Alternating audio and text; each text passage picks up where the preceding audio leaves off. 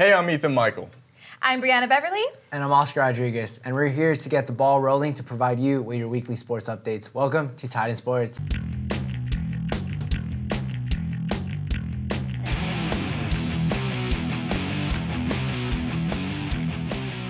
In the latest breaking news, Vanessa Bryant enters a new phase in her lawsuit after being postponed once again and being delayed because of COVID-19. To give a quick rundown on the incident, on January 26, 2020, a helicopter crashed in Calabasas, California, and all 9 people on board were killed, including Kobe Bryant and his daughter, Gianna. Immediately, up to 8 first responders arrived on the scene, but some for the wrong reasons. Some of the first responders that arrived on the scene took out their phones and took unauthorized photographs at the scene and shared them. Because of this outrageous act, Governor Newsom signed into law legislation which makes it illegal for first responders to take unauthorized pictures of people killed at the scene or a crime or an accident. It is reported that just 3 days after the accident, a deputy sheriff visited a bar in Norwalk where he allegedly showed the bartenders some gruesome photos taken at the crash site. And someone that was at the bar reported the act to the department.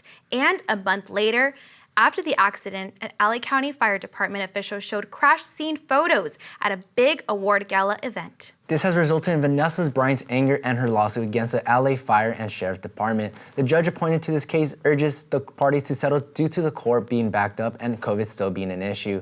The judge stated, quote, "I really urge counsel to settle this case, and I understand it is a difficult case to settle. It just seems to be a case that needs to be settled," end quote. Finally, the judge also noted, and quote, "Any award against individual defendants would be paid by the agency. Punitive damages against one sheriff deputy and 2 fire officials are not going to be substantial," end quote. I can't imagine what Vanessa's going through at this time, especially with the judge taking the approach that he is.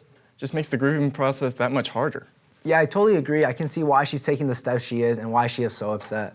Speaking of upset and other news, the MLB Lockout seems to have many fans really upset about canceling opening day due to the ongoing lockout because it looks like the players and owners are unable to come to a deal on a new labor agreement before the league imposed deadline.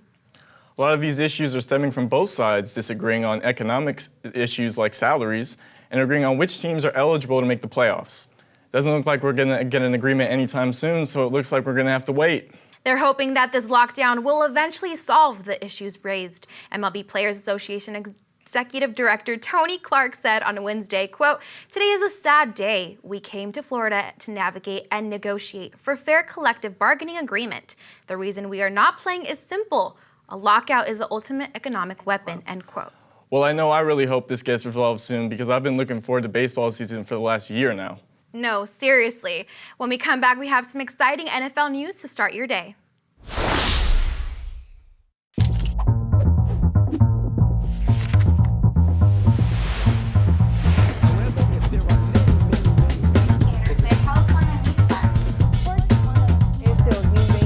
I have a question about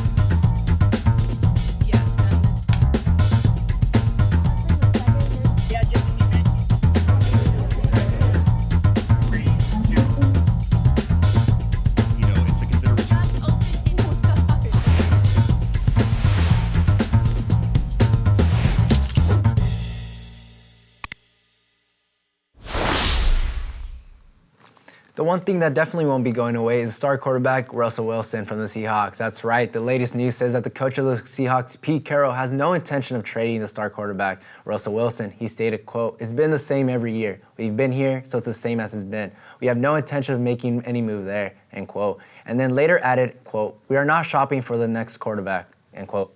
Now, although Wilson had a rough season last year due to his pinky injury that put him out the majority of the season, I love how this coach is not ready to trade him and to take a gamble, being that Wilson is a very well-recognized quarterback. That's right, Ethan. Serena got really upset and called out the New York Times after they used Venus' picture and stated, quote, "No matter how far we come, we get reminded that it's not enough," end quote. The tennis legend posted a tweet on Wednesday morning stating, quote, "This is why I raised $111 million at Serena's Adventures." She continued to support the founders who are overlooked by ingrained systems, woefully unaware of their biases, because even I am overlooked. You can do better at New York Times, end quote. Quickly, the New York Times Twitter page responded to Serena and apologized for making that error. Quote, "This was our mistake. It was due to an error when selecting photos for the print edition and did not appear online. A correction will appear in tomorrow's paper." There has been many responses to the New York Times tweet, and people don't seem to be very happy with their response to Serena Williams. But Serena Williams has yet to say anything else. Let's hope that with that correction, it will cool down and everyone can eventually be content. Both parties can learn from their mistakes so it doesn't happen again. Tom Brady has officially retired. Or has he?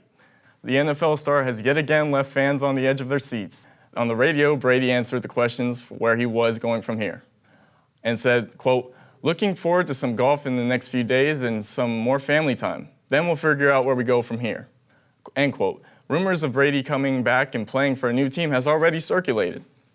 Well, that's all for us here today at Titan Sports. I'm Oscar Rodriguez. And I'm Ethan Michael. Make sure to tune in to every Friday afternoon. I'm Briana Beverly. From all of us here in the studio, have an awesome Friday, Titans.